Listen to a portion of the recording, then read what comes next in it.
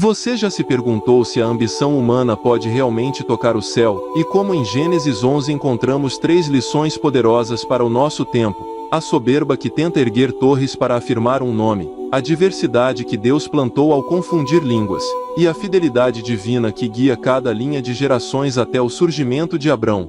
Vamos explorar o primeiro ponto para entender como a arrogância coletiva provocou a dispersão da humanidade. Esse é o canal Nossa Justiça Divina, onde desvendamos a palavra de Deus com simplicidade e profundidade para transformar seu dia a dia. Por isso, se você confia que o mesmo Deus que interveio em Babel ainda fala ao seu coração, deixe seu like agora, verifique se já está inscrito, e compartilhe nos comentários qual dessas 3 lições mais acende sua esperança. O primeiro ponto nos leva ao pecado da soberba. O povo que falava uma só língua, guiado por Eliel, o arquiteto ambicioso, decidiu fazer tijolos em vez de pedras naturais, usando betume em vez de barro simples para fortificar suas construções.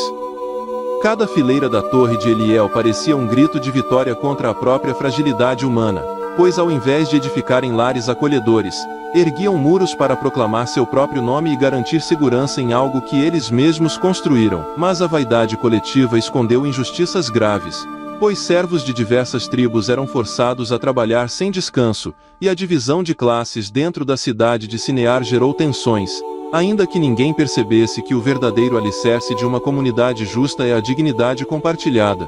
Quando Eliel anunciou: "Vamos construir um nome que nunca será abalado pelas eras", ele ignorou o mandamento divino de espalhar-se pela terra e cuidar de cada canto do mundo, preferindo concentrar poder em torno de um único monumento.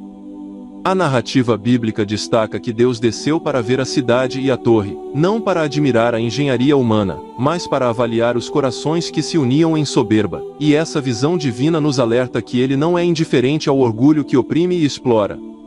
Ao tocar no topo da torre com seu olhar, o Senhor não encontrou apenas tijolos, mas encontrou servos exaustos, falsos líderes e vidas sacrificadas no altar da vaidade, mostrando que onde há opressão e exploração, a justiça divina não tardará em agir.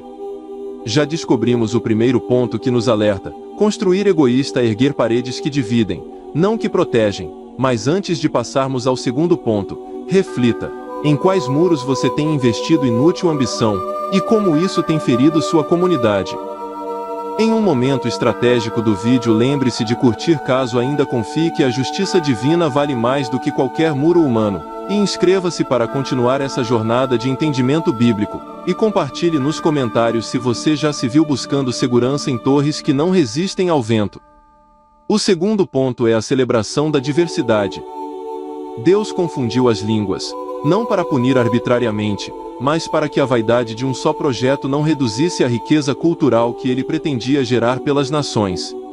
Quando as palavras se misturaram em Babel, as comunicações falharam, e as tribos de Zimar, Ru e Getem tiveram de buscar terras distintas, aprendendo a criar comunidades com dialetos próprios e tradições únicas. Essa multiplicação de línguas serviu ao propósito divino de que cada povo tivesse uma voz, uma canção, um evangelho particular para proclamar, pois a uniformidade extrema muitas vezes silencia o clamor dos marginalizados. A diversidade linguística e cultural, portanto, não é um acidente, e sim uma estratégia divina para que a salvação alcance todos os grupos humanos sem exigir que abandonem sua identidade. Se hoje celebramos diferentes nações falando uma só palavra, é porque Deus quis que a mensagem do Evangelho fosse traduzida para cada sotaque, cada canto, cada coração, preservando a justiça em todas as línguas. Em meio a esse processo confuso, surgiram narrativas diversas, lendas de provadores de fé que se espalharam pela terra, e cada novo povo recebeu a liberdade de glorificar a Deus no próprio idioma. No entanto, convém perguntar: será que temos valorizado a diversidade cultural ou temos buscado impor uma tradução única, que apaga as vozes autênticas de nossos irmãos e irmãs ao redor do mundo? Antes de revelar o terceiro ponto, lembre-se de se inscrever para conhecer mais essas revelações bíblicas, pois estudar a variedade de culturas fortalece nossa solidariedade global. O terceiro e maior ensinamento é a fidelidade divina. Apesar da dispersão e das diferenças, Deus não abandonou seu plano de redenção e continuou conduzindo a linhagem de Sem até chegar em Terá, pai de Abrão. A genealogia de Sem, com Arfaxade, Salá, Eber, Peleg e Serug, revela que mesmo em meio a línguas confusas e povos diversos, Deus mantém viva a promessa feita aos patriarcas. Em Peleg, ao tempo da divisão da terra, Deus já preparava corações para ouvir a voz dele. Em Eber a semente do evangelho germinaria, e em Terá surgiria o homem que responderia ao chamado com fé inabalável. Essa continuidade genealógica é um protesto contra a injustiça do esquecimento, pois em cada geração há um remanescente que mantém viva a aliança de amor e justiça que Deus estabeleceu desde o Éden a Abrão. Então, surge como o ponto culminante dessa linhagem, o primeiro a ser chamado a sair de Harã e a confiar em uma promessa impossível, mas que se firmaria em Israel e em todo o mundo. Ao entendermos que Deus guiou cada passo até Abrão, aprendemos que nenhuma dispersão ou fracasso humano impede que ele cumpra suas promessas, e essa certeza nos dá esperança de que nossas falhas não anulam sua fidelidade. Imagine-se na pele de Terá, vendo seu filho atender ao chamado divino, partindo em fé para terras incertas, e saiba que Deus faz o mesmo por nós quando nos chama para missões que parecem arriscadas. Você já sentiu o temor de deixar sua zona de conforto para obedecer a um chamado divino, e como a história de Abrão renova sua confiança de que Deus supre cada passo de fé.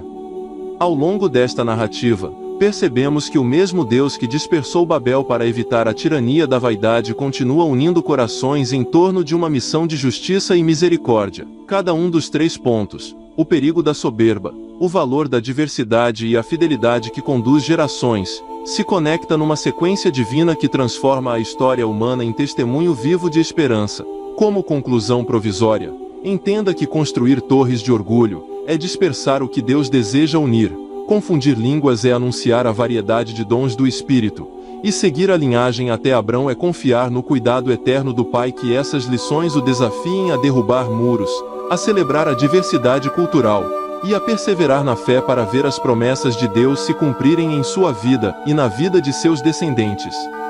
Não basta conhecer essas histórias, precisamos agir, questionar nossos muros de ego, valorizar as vozes ao redor, e confiar no Deus que nunca nos esquece. Ao fechar este capítulo, ponha-se em pé como as tribos de Babel, mas não para construir torre, e sim para erguer a bandeira da justiça divina em cada canto do planeta.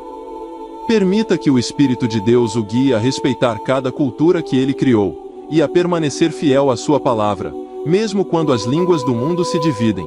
Que seu coração seja como Abrão, pronto a atender ao chamado divino, abandonando a segurança humana para caminhar na promessa de Deus. Se você se sente desafiado por essa mensagem, compartilhe este vídeo, e ajude outros a derrubar muros de injustiça e a celebrar o legado de fé que nos une. E para quem deseja continuar crescendo nesse entendimento, não perca o próximo estudo sobre Gênesis 12, onde desvendaremos como Deus escolhe um homem para abençoar todas as nações. Que a graça de Deus abençoe sua caminhada, e que você seja sempre um instrumento de restauração, aliança e honra em cada passo de sua vida. Amém.